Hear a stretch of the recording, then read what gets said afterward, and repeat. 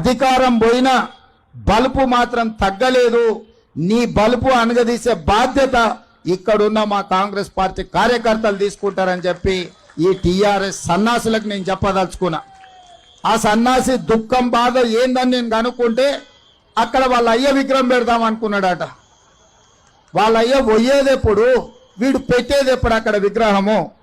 ఈ దేశానికి స్వతంత్రం తెచ్చిన కుటుంబము, ఈ దేశం కోసం 2 తరాలు ప్రాణాలు ఇచ్చిన కుటుంబము, ఈ తెలంగాణ రాష్ట్రాన్ని ఏర్పాటు చేసిన కుటుంబము సచివాలయం ముందు కోట్లాది ప్రజలకు స్ఫూర్తిగా అమరవీరుల స్తూపం పక్కన ఈ దేశం కోసం అమరుడైన శ్రీ రాజీవ్ గాంధీ గారి విగ్రహం పెట్టడం సముచితం. అంతేగాని ఉద్యమం ముసుగులో తెలంగాణ రాష్ట్రాన్ని దోసుకొని వేలాది కోట్ల రూపాయలు సంపాదించుకొని వందలాది ఎకరాల ఫామ్ హౌజులు కట్టుకొని తాగుబోతు సన్నాసుల విగ్రహం ఒకవేళ సచివాలయం ముందల పెడితే ఈ పిల్లలకు ఎవరిని ఆదర్శంగా చూపిస్తారు? పొద్దున్నేస్తే రాత్రి వరకు తాగి ఫామ్ హౌస్లో పొర్లాడే కేసీఆర్ విగ్రహం ఉండాలన్నా అక్కడ సచివాలయం ముందల, లేకపోతే దేశం కోసం ప్రాణత్యాగం చేసిన రాజీవ్ గాంధీ విగ్రహం ఉండాలన్నా తెలంగాణ సమాజం ఆలోచన చేయాలి. నిన్నటికి నిన్న సన్నాసి రాజీవ్ గాంధీ విగ్రహం తొలగిస్తే మేము అధికారులకు వస్తే అని అంటుండు. నేను ఒక్క మాట చెప్పదలుచుకున్నా, ఇక నాకు మంచి మాటలు రావు కానీ ఒక్క మాట అయితే చెప్పదలుచుకున్నా. ఎవడైనా శాతనైతే వచ్చి రాజీవ్ గాంధీ విగ్రహం మీద చేయి పెట్టారు బిడ్డ, చెప్పు దిగకపోతే చూస్తా నేను. నీ అయ్యా విగ్రహం కోసం దేశం కోసం ప్రాణాలు ఇచ్చిన రాజీవ్ గాంధీ విగ్రహాన్ని తీస్తావా నువ్వు? నీకు అధికారం అనేది కళలో మాట, కళలో కూడా నీకు అధికారం రాదు.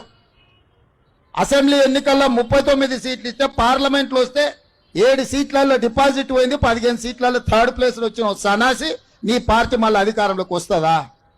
నీవు మళ్ళీ రాజీవ్ గాంధీ విగ్రహాన్ని తీస్తా అని మాట్లాడతావా? చింతమడకకు పోతావు బిడ్డ, నువ్వు అనుకుంటున్నా ఈ చింతపండు అవుతుంది అక్కడికి గిన వస్తే. ఆయనకి ఇప్పుడు తెలంగాణ తల్లి గుర్తొచ్చింది. ఇన్ని రోజులు గాడిదలను కాసినవా? 10 సంవత్సరాలు తెలంగాణ తల్లి విగ్రహం పెట్టాలని సన్నాసి తెలంగాణ గురించి మాట్లాడే నైతిక హక్కు నీకెక్కడదని నేను అడగదలుచుకున్నా. అందుకే పెద్దలు బట్టి విక్రమార్క గారి అనుమతితోని డిసెంబర్ 9, 2024 నాడు సచివాలయం లోపలనే తెలంగాణ తల్లి విగ్రహం పెట్టే బాధ్యత మేము తీసుకుంటాం. డిసెంబర్ 9, 2009 నాడు యూపీఏ చైర్పర్సన్ శ్రీమతి సోనియా గాంధీ గారి నాయకత్వంలో ఈ దేశ ప్రధానమంత్రి మన్మోహన్ సింగ్ గారి క్యాబినెట్ మంత్రివర్గం శ్రీ చిదంబరం గారు తెలంగాణ రాష్ట్ర ఏర్పాటు ప్రకటనను డిసెంబర్ 9 నాడు ప్రకటించారు. ఇదే కాకుండా మన నాయకురాలు శ్రీమతి సోనియా గాంధీ గారి జన్మదినం కూడా డిసెంబర్ 9. ఖచ్చితంగా తెలంగాణ తల్లి విగ్రహం సచివాలయం బయట కాదు, సచివాలయం లోపల తెలంగాణ తల్లి విగ్రహాన్ని ప్రతిష్ఠించే బాధ్యత నేను మా మిత్రుడు బట్టి విక్రమార్క గారు తీసుకుంటాం. హైదరాబాద్ నగరంలో మా హనుమంతన్న నాయకత్వంలో ఈ కార్యక్రమాన్ని చేపడతాం. మా చిత్తశుద్ధిని, మా నైతికతను ఏ సన్నాసి ప్రశ్నించాల్సిన అవసరం లేదు.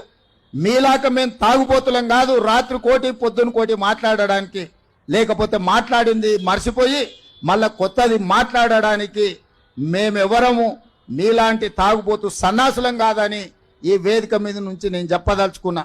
నువ్వు ఎప్పుడొస్తావు రాజీవ్ గాంధీ విగ్రహాన్ని తీయడానికి? తారీఖు చెప్పు, మా జగ్గాన్నకి చెప్తా, మా జగ్గాన్న వచ్చి అక్కడ ఉంటాడు.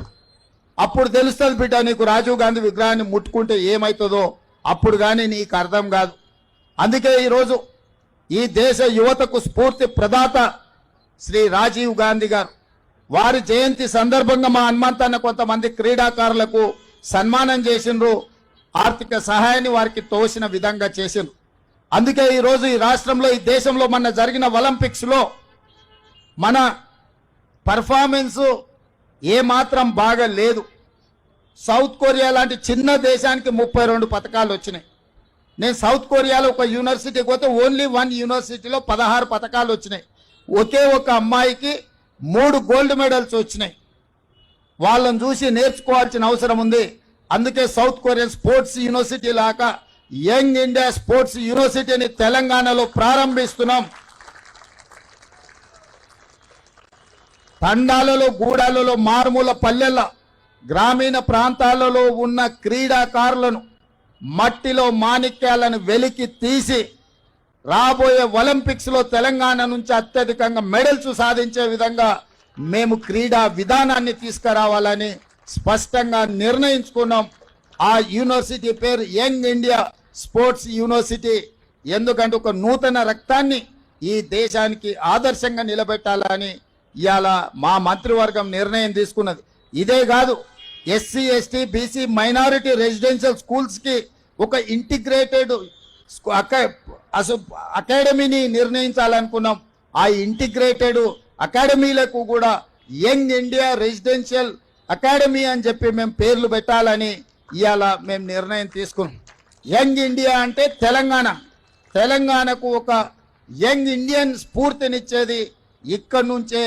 కాబట్టి తెలంగాణ నుంచి ఈ యంగ్ ఇండియా అనే పదము 1920 నుంచి 1931 వరకు మహాత్మా గాంధీ గారు స్వతంత్ర పోరాటంలో ఒక పత్రిక నడిపినారు.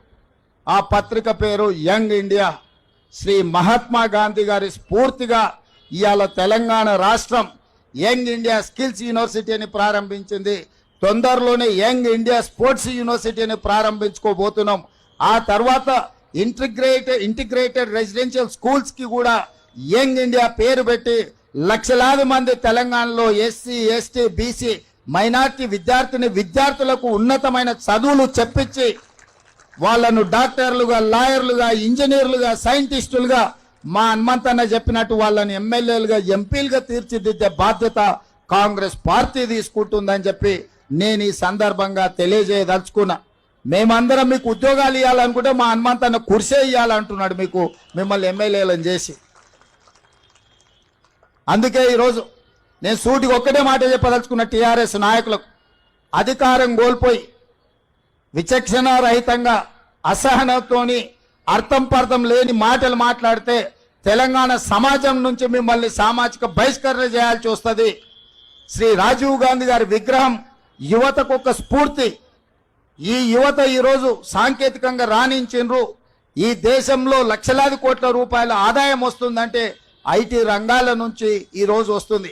అట్లాంటి స్ఫూర్తినిచ్చిన రాజీవ్ గాంధీ గారి విగ్రహం సచివాలయం ముందు అమరవీరుల స్తూపం పక్కన ఉండడం సముచితం.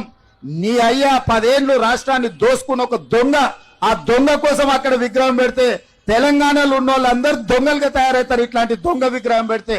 కాబట్టి అట్లాంటి దొంగలకు స్థానం లేదు. అట్లాంటి దొంగలను క్షమించే సమస్యనే లేదు. మా జగ్గానే చెప్తున్నాడు, దొంగలే కాకుండా తాగుబోతులు కూడా తయారవుతారు ఆయన విగ్రహం పెడితే అని. కాబట్టి సచివాలయం ముందల తాగుబోతులకు, దొంగలకు స్థానం లేదు. దేశం కోసం ప్రాణాలు అర్పించిన అమరుడైన శ్రీ రాజీవ్ గాంధీ గారి విగ్రహం అక్కడ పెట్టడం సముచితం. వారి విగ్రహం పెడతాం.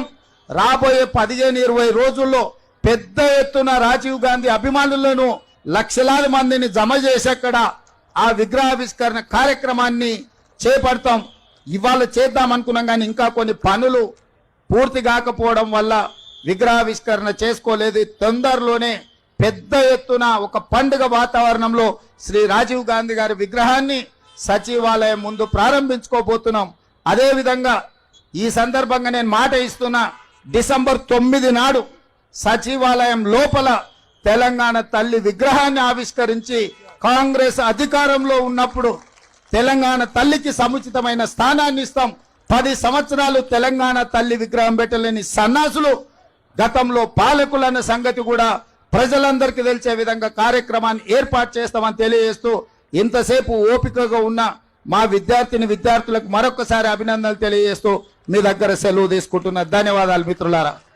ఒక్క నిమిషం బాబు నిలబడే. ముఖ్యమంత్రి గారు నిజంగా నాకు చాలా సంతోషం. ఎందుకంటే రాజీవ్ గాంధీ ఏషియన్ గేమ్స్ చేశాడు ప్రపంచంలో. ఆ తర్వాతనే స్పోర్ట్స్ ఇంట్రెస్ట్ అయింది. యంగ్ ఇండియా చేస్తున్నాడు, యంగ్ ఇండియా స్పోర్ట్స్. అదేవిధంగా ఉప్పల్ స్టేడియంలో రాజీవ్ గాంధీ స్టాచ్యూ పెడుతున్నా. దానికి మన రేవంత్ రెడ్డి గారికి అదేవిధంగా బట్టి విక్రమ్ రిక్వెస్ట్ ఏంటంటే, రాజీవ్ గాంధీ గారు చనిపోయినప్పుడు యాషస్ నాకు ఇచ్చారు, నేను గోదావరిలో. అదేవిధంగా ప్రియాంక గాంధీ తోటి ఆమె విగ్రహం ఆవిష్కరణ చేయాలి. అయినాక ఇదే నీ బాధ్యత. ఇంతకుముందు కూడా ఇది జ్యోతిరావు ఇది కూడా పెట్టి ఉంటున్నా. ఇది ఇద్దరు కలిసి చెప్తేనే వస్తుంది, ఎందుకంటే నాకు నడవదు కదా, నీదే నడుస్తుంది. చెప్పిందే నడుస్తుంది. Right, thank you.